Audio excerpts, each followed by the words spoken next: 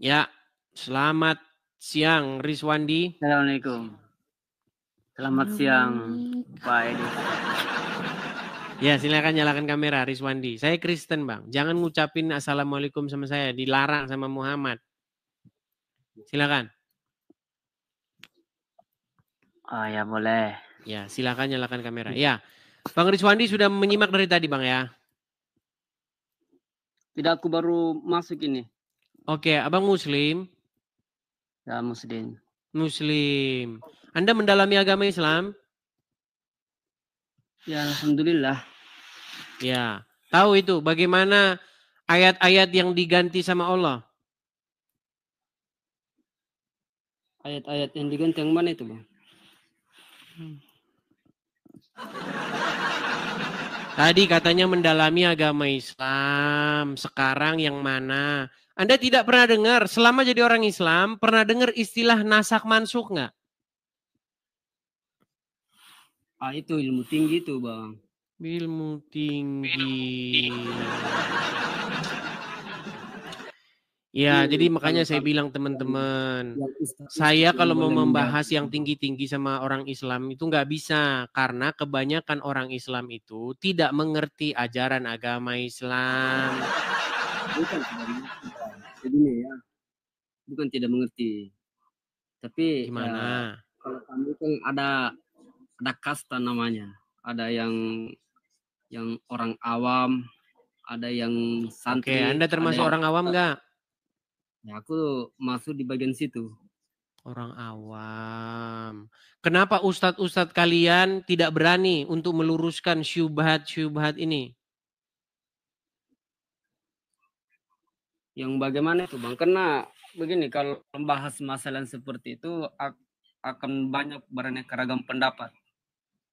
Ya. Iya, maksud saya kenapa ustadz-ustadz, ulama-ulama dari yang muslim itu mereka tidak berani untuk membantah syubhat ini.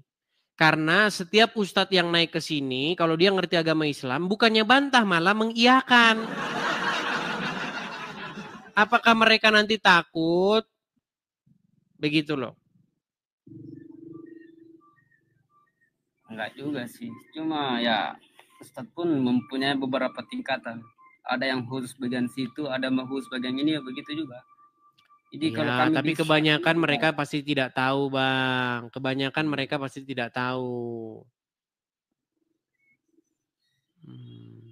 Oke lah, kita mungkin undang begitu. dulu yang muslim, yang ustadz-ustadz, Bang ya. Nanti kalau orang awam nanti ku ajak bicara, mereka nanti marah terus, inbox terus, lawan terus orang awam itu. Terus lawan orang awam. Masalahnya ustadznya kemana gitu loh. Ya, kalau begini, Bang, kan aku juga pernah mondok kan. Abang Kalau pernah kami itu mondok? nggak pernah.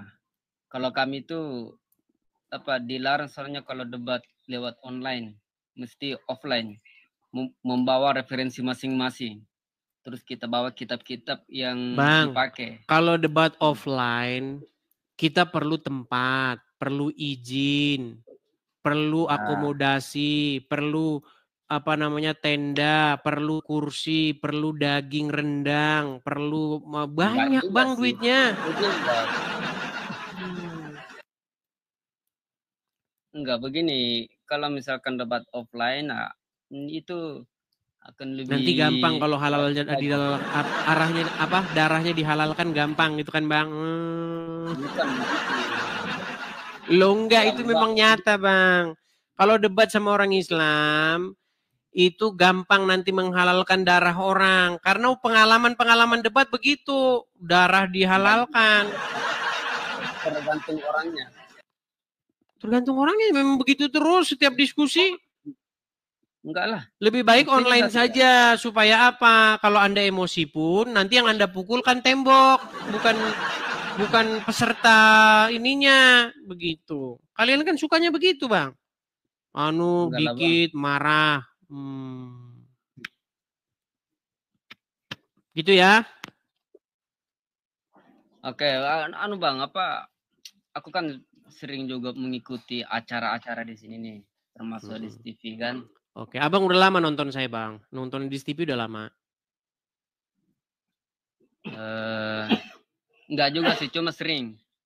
Iya, maksudnya sudah berapa bulan nontonnya? Ya mungkin 4 bulan terakhir ini. 4 bulan, kok masih jadi Tapi orang Islam saja? Yang karena masih mengherankan saya, kenapa abang 4 bulan nonton, tapi masih jadi orang Islam? bukan begitu Bang, begini. Aku kan selain nonton Bang Edis kan, aku juga nonton Ustadz saya itu. Siapa namanya? Bang Zuma juga. Jadi Oh, ya boleh Juma udah dikata nangis Bombay itu sama saya itu. Dia udah nangis Bombay itu. Mbak Mikana juga sering juga nonton. Saya nonton Coba, hanya apa? oke, iyalah, oke. Selama abang nonton saya ini bang. Ada nggak abang dapati bahwa saya itu kalau ngomong nggak ada dalilnya?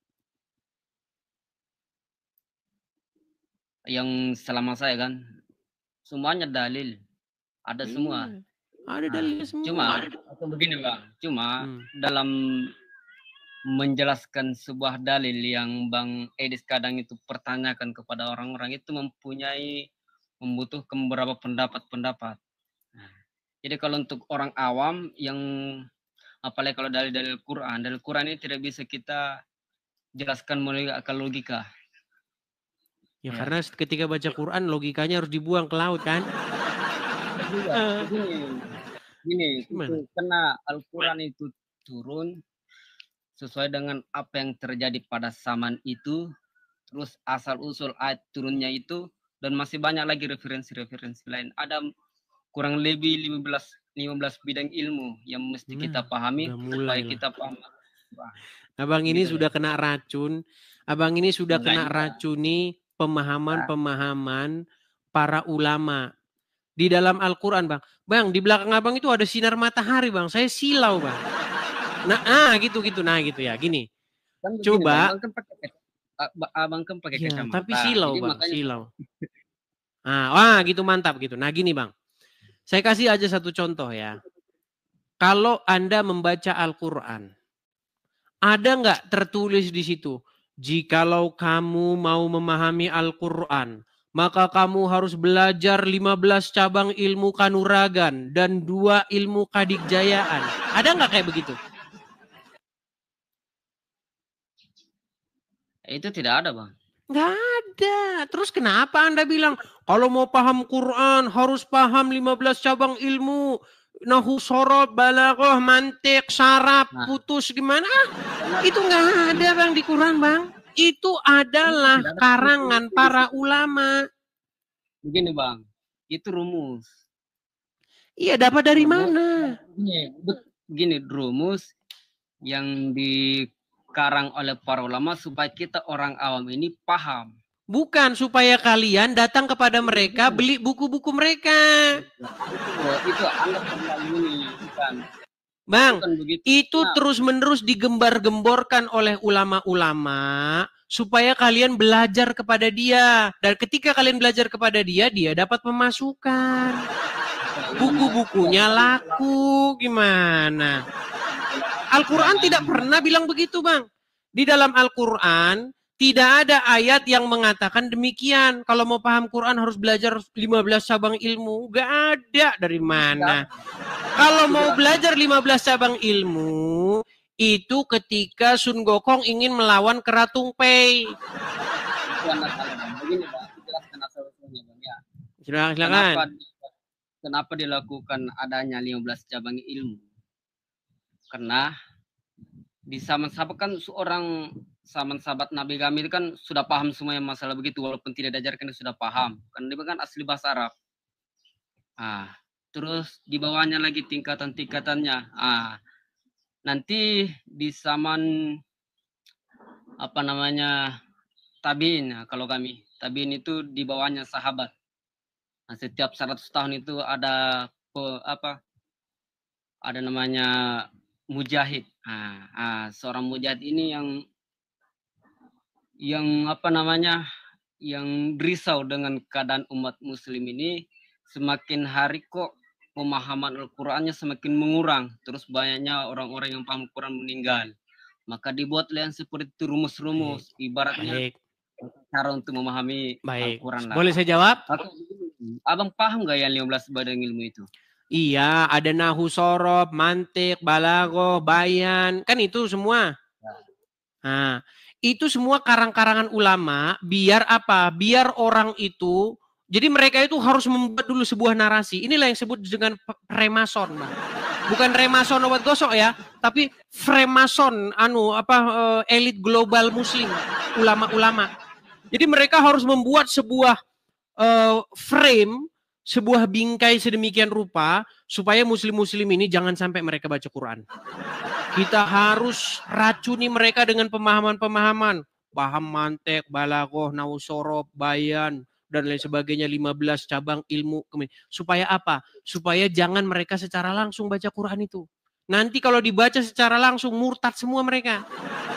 Nggak ada lagi kerjaan kita, mau ngapain kita ini? Itu. Nih, saya tunjukkan ayatnya. Oh, sungguh nekat yang nyata. Bang, mereka itu, ulama-ulama itu, banyak mereka itu, inilah sandal Nabi. Cium-cium, ya kan? Ini bekas tisu Nabi, ini turunan Nabi. Nih, biar kalian saya keluarkan dari masa kejahiliahan di tahun 2025. Saya bantu kalian. Nih, apa kata Quran? Adakah Quran mengatakan yang sedemikian itu? Lihat, saya bacakan suratnya. Kalau saya langsung ke Quran dalilnya. Perhatikan. Quran surat Yunus ayat yang ke-94. Perhatikan. Jika kamu, Muhammad, berada dalam keraguan-raguan tentang apa yang kami turunkan kepada kamu, maka pelajarilah 15 ilmu, cabang ilmu. Oh, salah. Sorry. Maka jika kamu Muhammad berada dalam keraguan-raguan tentang apa yang kami wahyukan kepada kamu, maka tanyakanlah kepada orang-orang yang membaca kitab sebelum kamu. Coba, menurut ayat Quran, ini Muhammad saja, ini Muhammad langsung loh. Kalau dia ragu-ragu, tidak tahu, suruh kemana? Tanya kemana? Coba. Tanya kepada orang yang membaca kitab sebelum Muhammad. Siapa itu? Ahli-ahli kitab yang membaca Taurat dan Injil.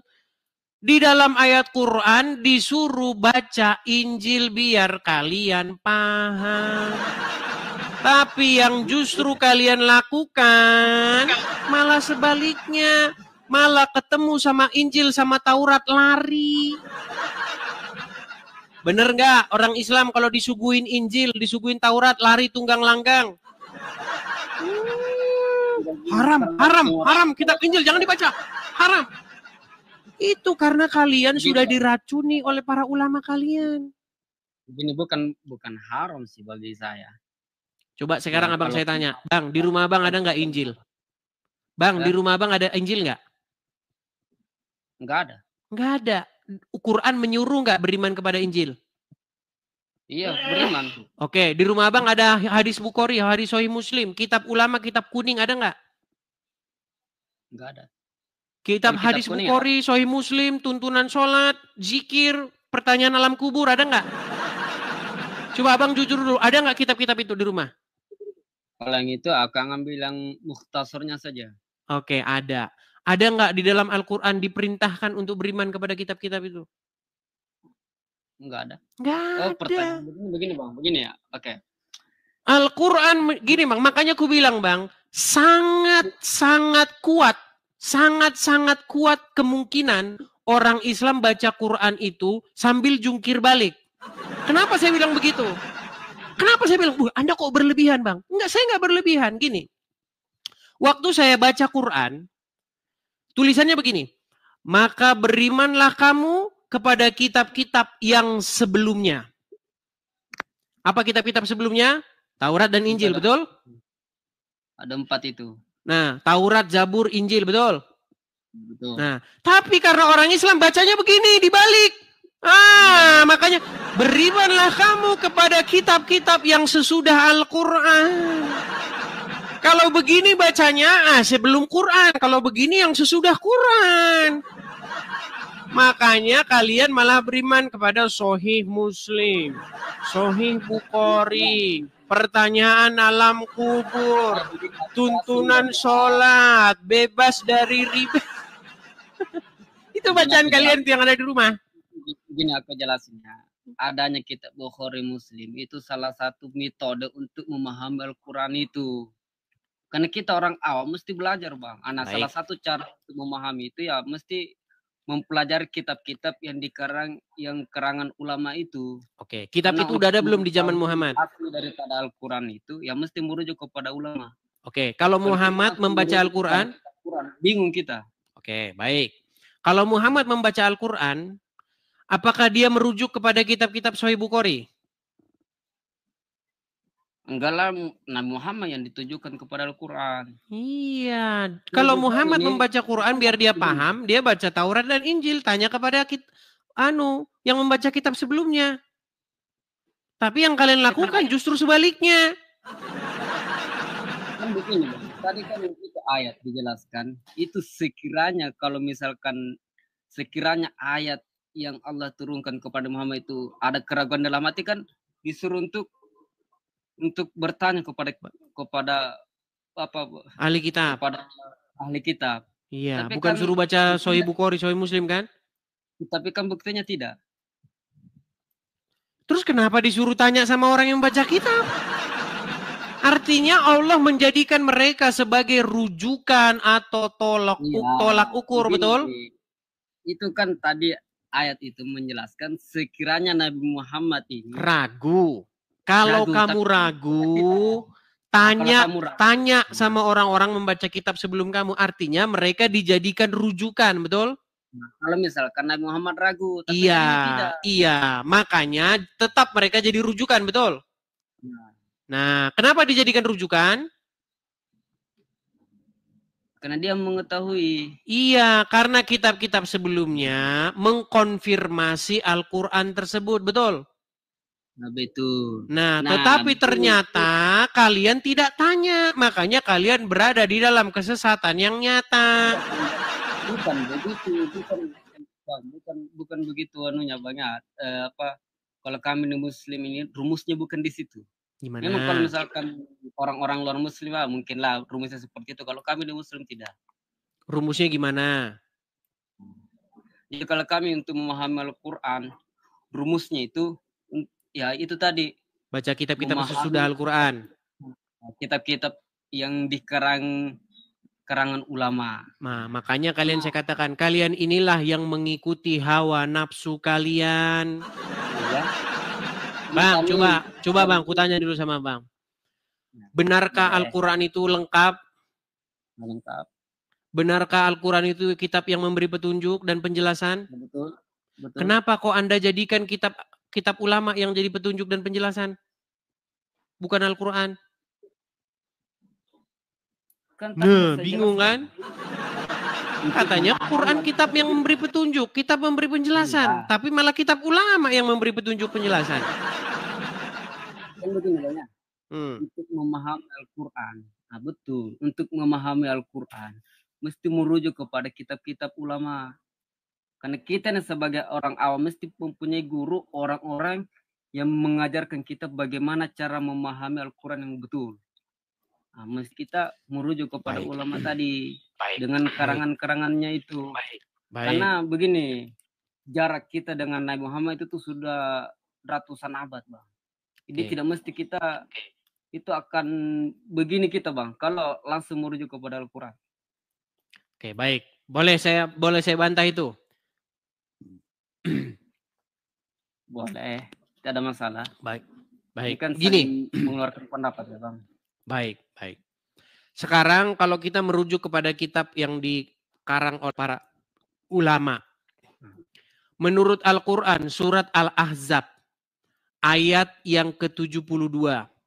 Ya ayyuhallazina amanu, wahai orang-orang yang beriman. Ucapkanlah, perkatakanlah perkataan yang benar. Betul? Ya.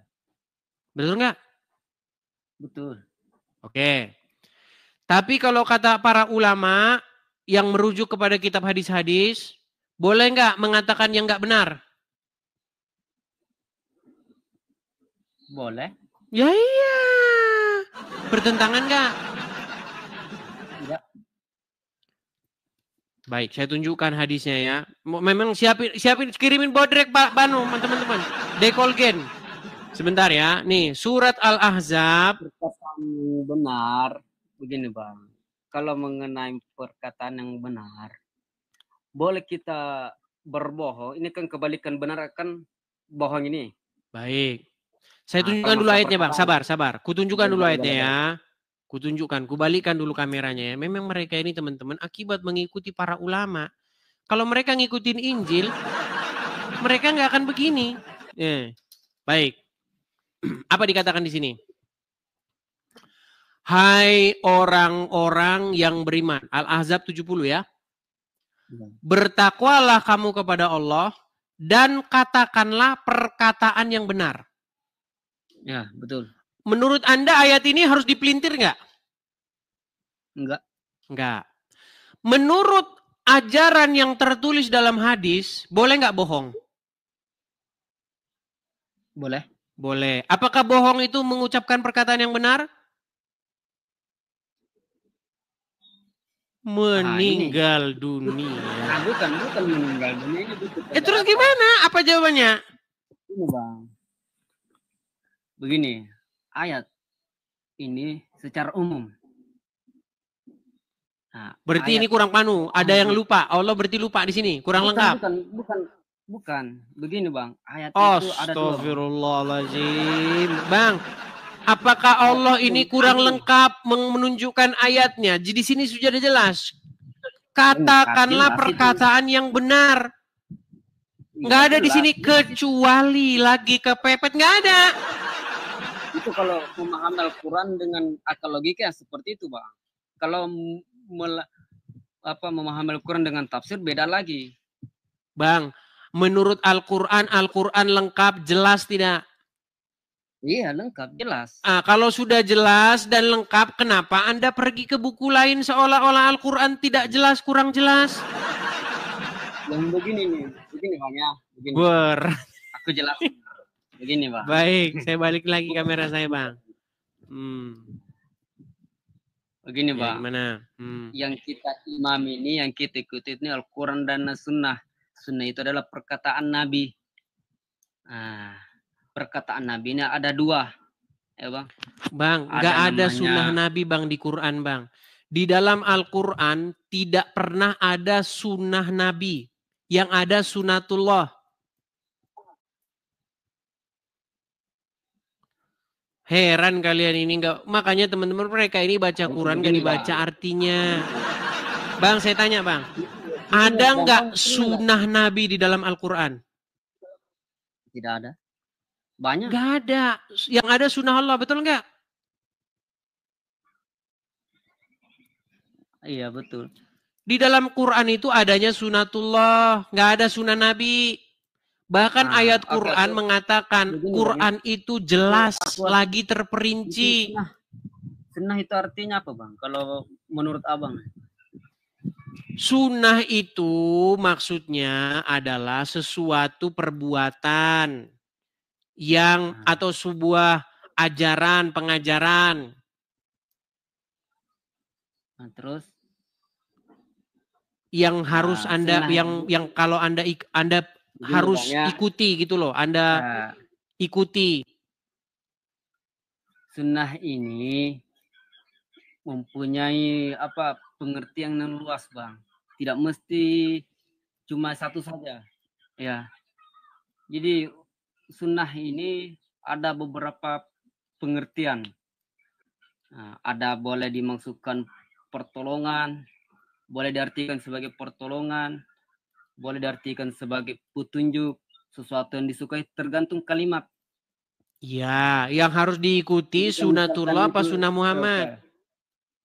Kalau misalkan berhubungan dengan sunatullah, berarti itu menunjukkan pertolongan Allah. Iya, di dalam Quran nggak ada sunnah Muhammad. Kalau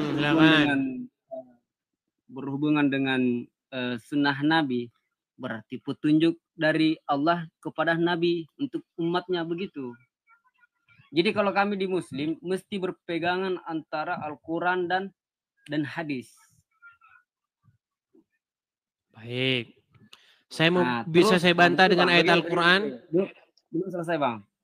Kalau kita berpegangan dengan sunnah dan Al-Quran tadi, hadis dengan Al-Quran.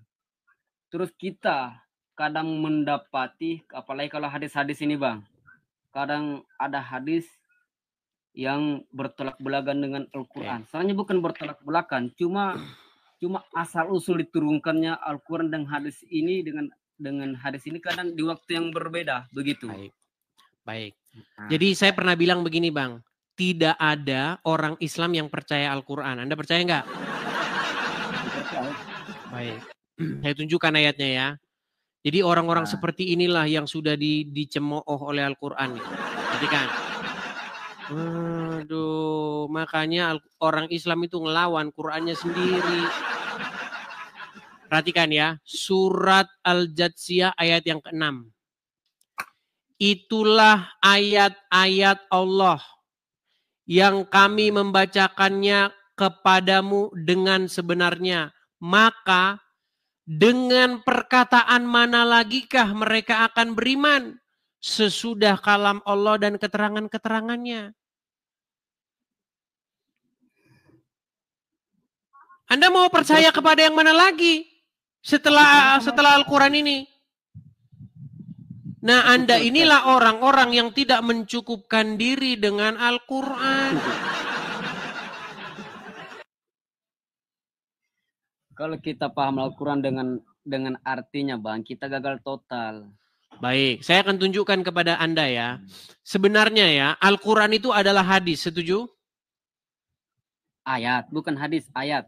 Hadis Bang, ini loh bunyinya itu hadis Bang. Aduh, kok nggak mau besar. Nah ini, itu. Bang, hadis nih loh tulisannya itu Bang. Hadis, hadisim, ya. Jadi dengan sebenarnya, begini Bang, bukan hadis yang itu maksudnya. Iya, Al-Quran itu hadis Bang. Maka dengan hadis yang mana lagi mereka akan percaya? Hadis bukan hadis yang seperti itu. Oke, ini hadis ini merujuk kemana? Itu kalimat itu Bang. Iya, kata hadis ini merujuk kemana? Itu hadis ini merujuk kepada perkataan. Perkataan siapa? Itu di ayatnya tadi. Iya, perkataan siapa ini hadis di sini? Perkataan kepada ayat tadi. Hadisnya Allah, betul nggak? Ya betul. Nah, maka ini pertanyaannya, maka kepada hadis yang mana lagi mereka akan percaya, betul? Bukan begitu maksudnya. Bukan begitu gimana? Bang, maka dengan perkataan, nah kata perkataan di sini, ini adalah hadis bahasa Arabnya. Nih. Itu bahasa Arabnya. Ayy hadisim. Oh iya dah, coba artikan satu-satu yuk. Artikan satu-satu coba, yuk. Coba baca. Itu tilka ayatullah. Oke, tilka ayatullah. Oke. Artinya itulah ayat-ayat Allah. Oke, terus. Terus? Alaika bil haqqi. Oke. Yang kami membacakannya kepadamu. Oke, terus? Dengan baik atau sebenarnya boleh juga. Terus? Tabi'ai. Maka dengan perkataan manakah lagi? Nah, oke, kata-kata maka dengan perkataan mana lagi? Di sini kan tertuliskan hadis, betul? Iya, tapi hadis itu ditujukan kepada siapa, Bang? Oke, kata hadis ini ditujukan kepada Quran, bener nggak? Nah, betul. Ya. Tapi bukan hadis yang ditujukan kepada Nabi Muhammad. Oke, nah makanya dengan hadis yang mana lagi mereka akan percaya. Jadi Quran ini sebenarnya kan hadis, betul? Bukan begitu kesimpulannya, Bang. Wah, gimana? Sulit. Kalau ngomong sama mereka ini sungguh nekat yang nyata. Bang, Quran itu adalah hadis dari Allah. Lalu di dalamnya dikatakan Kalian mau percaya dengan hadis yang mana lagi setelah yang ini? Tidak, hadis itu menjelaskan kalian percaya kepada ayat siapa lagi. Itu Iya, tafsirannya itu. kalian akan percaya kepada perkataan yang mana lagi setelah Al-Quran ini, betul? Jadi kalau kita artikan dalam bahasa Arab, hadis yang itu bukan maksudnya bahwasanya ayat Al-Quran. Iya, artinya kalian percaya, kalian itu sudah dikritik. Kamu mau percaya kepada yang mana lagi setelah yang ini? Masih percaya kepada yang ini. Pertanyaan alam kubur, main itu masih kepada. Jadi intinya Bang, gini, saya cuma mau bilang gini, pesan biar kita nggak panjang lebar gini. Kalau Anda belajar Al-Quran dari Al-Quran itu sendiri, Anda akan setuju dengan saya. Tapi kalau Anda belajar Al-Quran dengan perantaraan ulama, nah Anda pasti nggak percaya dengan Al-Quran. Oh. Itu Bang. Bahkan sekarang ini sudah banyak orang-orang yang sudah melemparkan hadisnya itu ke tong sampah. Sudah banyak orang-orang seperti itu. Mereka itu yang kalian sebut sebagai ingkar sunnah. Nah, itu yang tidak yang gagal paham masalah agama itu. Ya, tapi itu kan dari versi kalian. Versi kalian mengatakan mereka ingkar sunnah. Tapi versi mereka mengatakan bahwa kalian itu ingkar Quran. Pilih mana? Pilih ingkar Quran atau ingkar sunnah? Lebih baik Anda pilih ingkar kitab Sahih Bukhari, Sahih Muslim ketimbang Anda ingkar Al-Quran. Nah, tetapi nanti kalau Anda membaca Al-Quran, Al-Quran memerintahkan bahwa di dalam Taurat dan Injil terdapat cahaya dan kebenaran. Gitu. Betul. Ujung-ujungnya nanti Quran juga Anda bawa ke tong sampah juga. Sisalah Taurat dan Injil, maka Anda berada di jalan yang benar. Kalau masalah Al-Quran dan Zabur, dalam Al-Quran kita memang disuruh mengimami, tapi yang asli, yang dari Nabi langsung. Yang begitu. Baik, Bang, gini, ketika Muhammad hidup, dia disuruh merujuk kepada Taurat dan Injil nggak? Kalau ayat tadi ya begitu. Oke. Bagaimana dia disuruh merujuk kepada Taurat dan Injil, sementara Injil dan Taurat yang dirujuk itu sudah palsu? Logikanya gimana? Tidak, logikanya begini, siapa yang bilang palsu? Tadi Anda bilang, katanya Injil yang sekarang itu udah palsu. Gimana sih? Itu yang sekarang, bukan yang dulu. Ya kan? Iya, di zaman... Oke, sejak kapan tiba-tiba tahun Muhammad lahir tahun 700, tiba-tiba setelah dia lahir Injil jadi palsu? Bang, sebelum Muhammad lahir, Injil yang kami bawa sekarang ini, itu sudah, ya sebelum Muhammad udah lahir pun sudah kami baca seperti sekarang ini. Gimana sih? Ya udah, kalau gitu gini aja, biar kita nggak panjang lebar. Coba Injil yang mana yang dirujuk?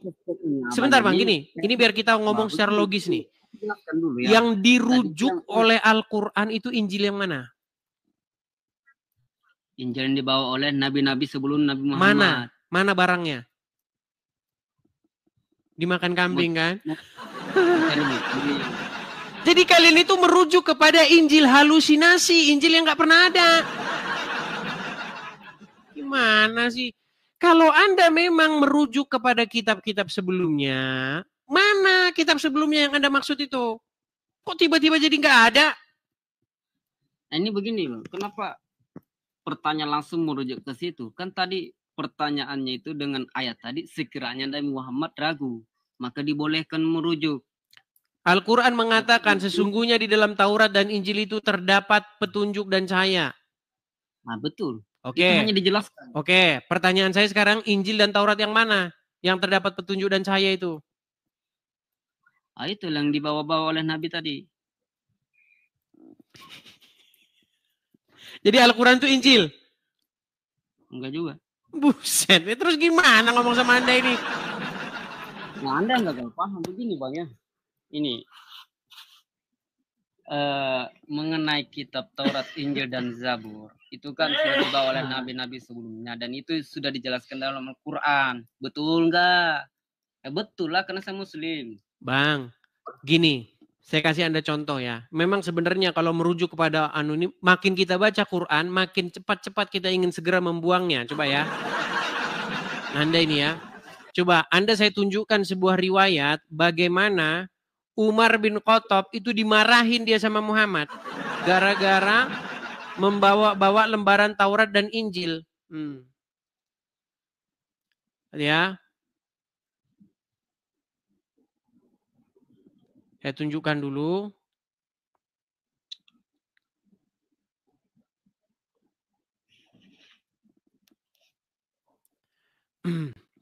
Ini adalah sebuah kisah bagaimana didapati bahwa nih saya bacakan saja Bang ya, kita bacakan. Nih. Kitab dan kami turunkan kepada engkau Alkitab. Tibyan likulli syai'. Imam Nasai meriwayatkan dan selainnya. Anin Nabi sallallahu alaihi wasallam. Dari Nabi sallallahu alaihi wasallam annahu ra'a. Bahwasanya Nabi sallallahu alaihi wasallam melihat fi yadi Umar bin Khattab radhiyallahu ta'ala anhu. Di tangannya Umar bin Khattab radhiyallahu ta'ala anhu waraqatan min at-Taurah. Lembaran dari Taurat. Faqala, maka beliau bersabda.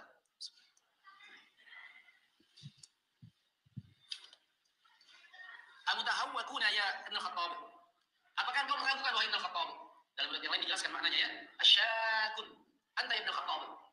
Apakah engkau ragu wahai Ibn Khattab? Nanti kita akan jelaskan maksudnya. Laqad ji'tukum biha bidha'a naqiyyah. Padahal telah datang kepada kalian sesuatu putih yang sangat jelas. Walau kana Musa hayyan, seandainya saja Nabi Musa masih hidup pada hari ini, wattaba'tumuhu, dan kalian mengikutinya, wataraktumuni, dan kalian meninggalkanku, walaltum, kalian akan sesat.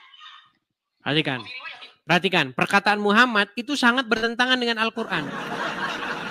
Kata Al-Quran, tenang. Kata Al-Quran, di dalam Taurat terdapat petunjuk dan cahaya. Tapi gara-gara Umar bin Khattab membawa-bawa Taurat, kamu akan tersesat. Makanya saya bilang mustahil Anda waras, Anda percaya dengan Muhammad dan Al-Quran secara bersama-sama. Tidak mungkin itu terjadi. Coba tenang. Saya ulangin dulu biar Anda jelas nih. Menurut Al-Quran, di dalam Taurat terdapat cahaya dan petunjuk, betul? Betul. Ketika sahabat Muhammad yang bernama Umar ibn Khattab membawa lembaran Taurat tersebut, Muhammad senang atau marah? Ya marah lah. Marah. Padahal Al-Quran bilang di dalam itu terdapat cahaya dan petunjuk, betul? Kenapa Muhammad marah? Oke, saya tanya. Karena Muhammad tidak mau Umar bin Khattab mendapat petunjuk dan cahaya. Makanya Muhammad itu malah melawan Al-Quran. Gimana? Mustahil Anda percaya dengan Muhammad di detik yang sama Anda percaya kepada Quran. Coba silakan. Dengan ayat tadi sama kisah Umar bin Khattab duluan mana? Duluan Al-Quran. Enggak, Al-Quran diturunkan bukan secara bersama tapi berangsur-angsur sesuai dengan. Mulai ngeles. Ya sudah, gimana Anda mau menjelaskannya? Gimana? Dalam Al-Quran itu betul apa? Kitab itu sebagai petunjuk. Oke, kalau dibaca orang akan mendapat petunjuk dan cahaya, betul? Betul. Ternyata Umar bin Khattab membawanya. Malah bukannya mendapat petunjuk dan cahaya, dapat amarah dari Muhammad. Bukan begitu, Bang. Begini ya. Mana? Betul, tapi kalau untuk dijadikan sebagai pedoman dalam kehidupan, itu sudah salah. Kok salah? Kalau ada petunjuk dan cahaya dijadikan pedoman dalam hidup, kok malah salah? Teman-teman, tolong tambahin dekolgen saya. Nampaknya saya sudah mulai agak mual dan ingin muntah. Begini, kalau orang yang begini banyak, bukan Gimana, saya paham ya, tapi yang sesuai dengan yang saya pahami. ayat itu dengan kisah itu dua hal yang bertolak belakang. Ya memang Betul betul kan? bertolak belakang. Terus? Oke. Ayat itu dijelaskan untuk petunjuk bagi yang penganutnya sebelum Nabi Muhammad. Mulai lagi dia mengedit Al-Quran kan. Ngedit, Bang. Mulai Ada mengedit dia teman-teman. Baik, saya tunjukkan ayatnya ya. Di dalam Al-Quran apa dikatakan? Belum selesai, Bang. Belum Oh ya selesai. sudah silakan. Itu namanya tafsir, Bang. Tafsir ini memahami Al-Quran dan hadis yang bertolak belakang maknanya. Makanya dijadikan apa maksud Al-Quran ini dengan kisah tadi. Nah, kisah tadi dijelaskan yang ditakutkan Nabi Muhammad pada saat itu bila mana umatnya nanti merujuk kepada Zabur, bukan kepada Al-Quran. Iya, karena Muhammad takut dengan ayat Quran sendiri. Nih, saya tunjukkan ayatnya. Baik. Muhammad itu takut dengan ayat Quran. Baik. Lihat ya, saya tunjukkan ya. Oke, perhatikan. Dan membenarkan, jangan ngerokok dulu Bang. Dan membenarkan kitab-kitab yang sebelumnya, yaitu Taurat, dan kami telah memberikan kepadanya kitab Injil. Bang, jangan menghilang Bang. Abang taruh dulu rokoknya. Oke. Jangan menghisap rokok dulu Bang. Anda tahan dulu, itu kencing setan itu Bang. Baik. Saya tunjukkan ya, nih. Dan kami telah memberikan kepadanya kitab Injil, sedang di dalamnya ada petunjuk dan cahaya. Dan memberikan kitab yang sebelumnya, yaitu kitab Taurat, dan menjadi petunjuk serta pengajaran untuk orang-orang yang bertakwa. Menurut Al-Quran, Taurat itu petunjuk dan pengajaran untuk orang bertakwa, betul? Nah, menurut Muhammad, Taurat menyesatkan nggak? Enggak. Oke, kenapa Muhammad marah sama Umar bin Khattab? Marahnya itu bukan karena membawa kitab tadi. Mulai akrobat dia. Coba saya balik, saya balik dulu kamera saya. Aduh. Coba, apa penyebab Muhammad marah sama Umar bin Khattab? Penyebabnya itu ditakutkan, bukan ditakutkan. Takutnya ini orang-orang yang melihat Umar bin Khattab ini takutnya. Bang, nggak ada yang paham dengan penjelasanmu itu loh. Coba ulangi lagi. Apa penyebab Muhammad marah kepada Umar bin Khattab? Marahnya itu bukan karena membawa mushaf Al-Quran. Marahnya itu ditakutkan karena diyakini dijadikan pedoman begitu. Bukankah Al-Quran memerintahkan nih? Coba nih. Saya baca lagi satu kali lagi. Memang siapin bodrek teman-teman, bodrek. Siapin nama dekolgen sekali. Sebentar, nih. Perhatikan. Kitab Taurat dan menjadi petunjuk serta pengajaran untuk orang-orang bertakwa. Berarti Taurat itu petunjuk dan pengajaran untuk orang-orang bertakwa. Betul atau salah? Betul. Oke, apa alasan Muhammad marah kepada Umar? Itu karena membawa mushaf tadi. Oke, bukankah Taurat itu adalah petunjuk dan cahaya? Pengajaran yang kepada orang bertakwa? Betul. Kenapa Muhammad malah marah? Ini. Pusing. Bukan pusing, Bang. Terus. Baik. Begini. Oke, saya balikin dulu kamera saya ya. Kisah tadi. Nah, saya balik dulu kamera saya. Gimana? Ayat dengan kisah tadi itu dua hal yang berbeda. Ya jelas berbeda karena pengajaran Muhammad beda dengan begini, Bang. Gimana? Ayat itu menjelaskan bahwasanya petunjuk bagi orang-orang yang bertakwa sebelum Nabi Muhammad. Oh, berarti ayatnya Qur'annya kurang lengkap. Petunjuk dan bertakwa orang sebelum. Berarti kepada muslim bukan lagi petunjuk dan bukan kepada muslim itu, tidak lagi petunjuk dan pengajaran. Iya, betul. Jadi Taurat kitab ini. Jadi Bang, di situ kepada orang-orang yang bertakwa, bukan kepada orang-orang sebelumnya. Sebelum Nabi Muhammad. Siapa ke orang-orang yang bertakwa tadi? Itulah orang-orang yang ikut kepada Nabi yang membawa kitab tadi. Tiba-tiba kalau dibaca umat muslim menjadi menyesatkan kan? Begini, di Al-Quran itu bukan hanya halal haram yang dibahas. Ya udahlah Bang, jangan memaksakan diri. Aku cuma mau bilang gini sama Abang. Gini Bang, Bang Rizwandi. Apa yang Anda alami ini, itu banyak dialami oleh lawan-lawan debat saya di masa lampau. Dulu Bang, sekitar 10 tahun kurang lebih yang lalu, banyak orang seperti Anda ini ketemu dengan saya.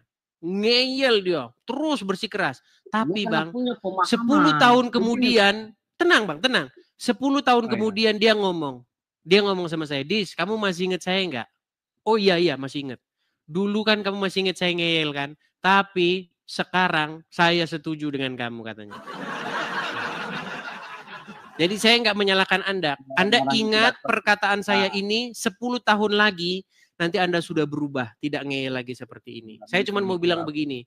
Mustahil Anda itu akan Islam ketika Anda mendalami agama Islam. Justru orang lahir sudah Islam. Nabi Adam pun sudah Islam. Oke lah gitu ya, Bang Rizwandi. Oke. Sehat selalu ya Bang ya. Sama-sama Bang Rizwandi. Jadi selalu Bang ya. Debat kita ini bukan untuk saling menjatuhkan Bang, tapi untuk mencari kebenaran yang mana Betul, yang asli. untuk mendapatkan wawasan, pengetahuan, edukasi begitu. Kalaupun ada bahasa-bahasa saya yang keras, ya ditanggapi saja. Jangan ditanggapi dengan anarkisme itu loh. Iya, saya cuma pengen orang Islam tuh berubah. Walaupun argumen-argumen keras begini, ya kan. Tapi kalian itu hadapi dengan argumen, jangan hadapi dengan kayu.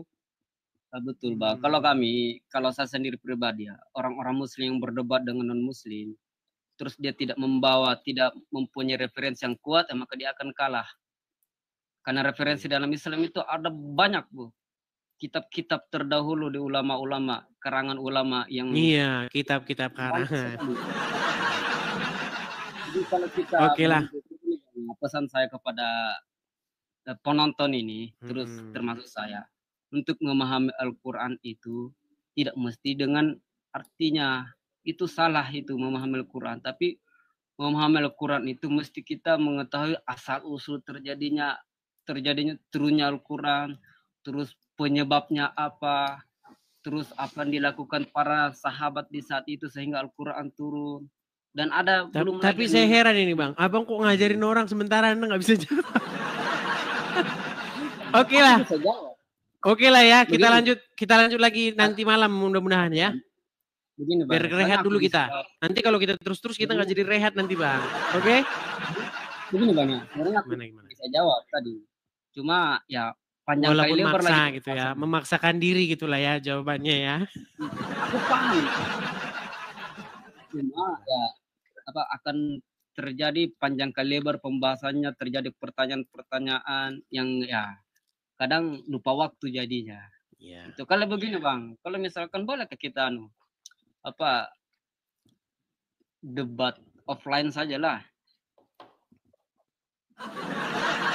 Ini ciri-ciri ingin menghalalkan darah. Itu akan berbeda nanti. Oke lah, kalau masalah itu suatu saat lah kita atur ya. Suatu saat kita atur. Kalau sudah ada jaminan dari pemerintah, jaminan dari negara, ya boleh kita atur. Tapi kan ya itu aja lah. Kita lanjut besok ya Bang ya. Boleh Bang. Oke, kita rehat dulu Bang ya. Oke, makasih Bang Rizwandi. Saya turunkan dulu Bang Rizwandi. Oke, bagus Bang Rizwandi ini orangnya nggak marah-marah kan enak.